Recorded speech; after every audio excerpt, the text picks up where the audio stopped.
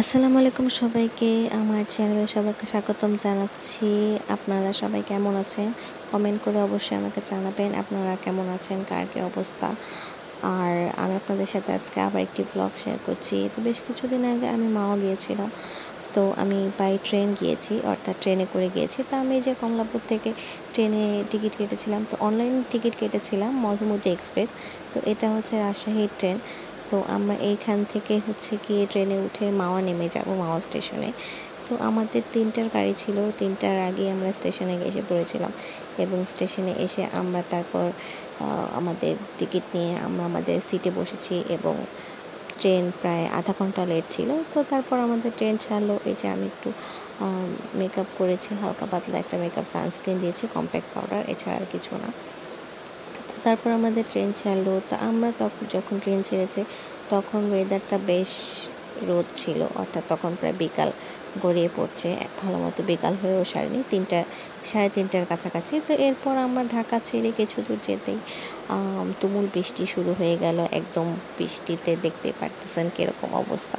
তো আমার ওয়েদারটা আসলে খুবই ভালো লাগছিল, যেরকম ট্রেনে করে যাচ্ছি ব্রিজের উপর এবং এরকম বৃষ্টি দেখতেছি। আসলে এত সুন্দর একটা এক্সপিরিয়েন্স আসলে কখনো সহজ আমার লাইফে হয়নি। তো সাথে আমার ভাইয়া ভাবি ছিল, আব্বু আম্মু ছিল এবং পিচ্চিরা ছিল। তো পিচ্চিদের জন্য আসলে একটা নতুন এক্সপিরিয়েন্স, ওরা ট্রেনে করে যাচ্ছে এবং এখানে একটা সিনারিও দেখছে।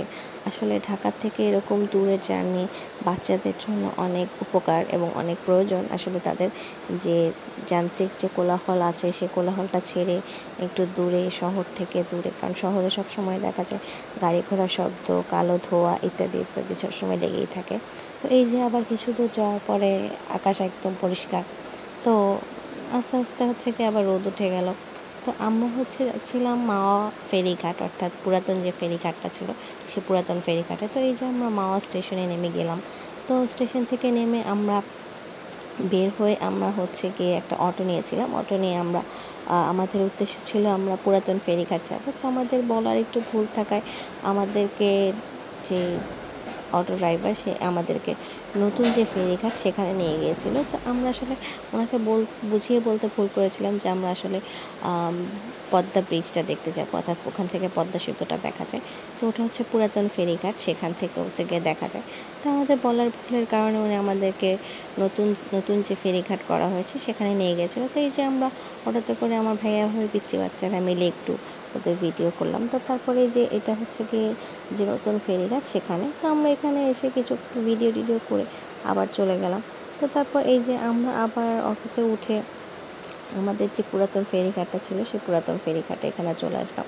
তো এই যে এখানে গেট আছে, গেট দিয়ে ঢুকতে হয়। এটা সংরক্ষিত এলাকা, যার কারণে হচ্ছে গিয়ে খুবই সেফ একটা প্লেস। সহজে এখানে কোনো প্রকার চুরি ছেঁচড়ামি বা অন্য কোনো ধরনের কোনো ঘটনা আমি দেখিনি। তো আসলে আমরা বিকাল সময় গিয়েছিলাম, তো মানুষ মোটামুটি কমই ছিল। একদম অনেক বেশি ছিল যে তা না, আবার একদম কম ছিল তা না। তো আমি এখানে ওয়েদারটা ছিল হচ্ছে গিয়ে খুবই বাতাস ছিল, খুবই ঠান্ডা পরিবেশ ছিল। আসলে এরকম নদীর পাড়ে বাচ্চাদেরকে নিয়ে ঘুরতে আসাটা আসলে সবারই উচিত, কারণ বাচ্চাদের জন্য আসলে এই ধরনের একটা ঘোরা অনেক দরকার তাদের মেন্টালি একটা স্ট্রেস রিলিফ করার জন্য। কারণ বাচ্চারা আসলে জানে না যে আসলে কোথায় ঘুরতে যাওয়া উচিত। মানে বাংলাদেশের ঢাকা শহরে আসলে তেমন কোনো ঘোরার জায়গা নেই। তো এই যে আমি খাবার বানিয়ে নিয়ে গেছিলাম। তো আমি এখানে ডিম দিয়ে হচ্ছে গিয়ে যে মিষ্টি যেভাবে আমি বানাই সেটা আমি মিষ্টি করে না করে আমি ঝাল স্যান্ডউইচের মতন করেছিলাম। তো আর সাথে আমি হচ্ছে গিয়ে এক্সট্রা করে পাউরুটিতে জেলি লাগিয়ে নিয়ে গেছিলাম যদি কেউ ঝালটা না খায়। তো তারপর আমরা এখানে আইসক্রিম ফ্রাই করেছিলাম। এই আইসক্রিমটা খুব মজা ছিল।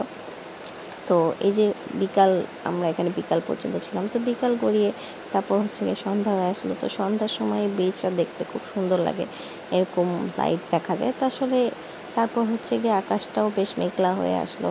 তো আমরা চিন্তা করলাম যে আমাদের ফেরত যাওয়া উচিত। তো আমরা ওখান থেকে বাস স্ট্যান্ডে আসলাম। বাস স্ট্যান্ড থেকে আমরা হচ্ছে গিয়ে বাসে করে ঢাকা ফিরলাম। তো ঢাকা ফিরে তারপর আমরা হচ্ছে গিয়ে ওখান থেকে এই যে দেখেন আমরা ঢাকা ফিরে আসছি। তো আসলে ঢাকায় ফেরার পর আর ভালো লাগতেছিল না যে কেন এখান থেকে ফিরে আসলাম। তো আশা করি সবার ভিডিওটা ভালো লেগেছে। আমি আসলে ঠিকমতো বোঝাতে পারি না আপনাদেরকে যে আমি আসলে কোথায় গিয়েছি, কী কী করেছি। তো আমি শর্টকাটে আপনাদেরকে বোঝানোর চেষ্টা করলাম। আশা করছি সবার ভালো লেগেছে। ভালো লাগলে অবশ্যই লাইক দিবেন। ধন্যবাদ। আল্লাহ হাফেজ।